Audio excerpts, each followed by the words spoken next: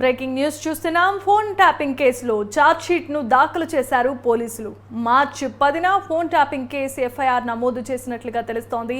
ఇప్పటి వరకు ప్రణీత్ రావు, భుజంగరావు, తిరుపతనను, రాధాకిషన్ రావును అరెస్ట్ చేశారు పోలీసులు.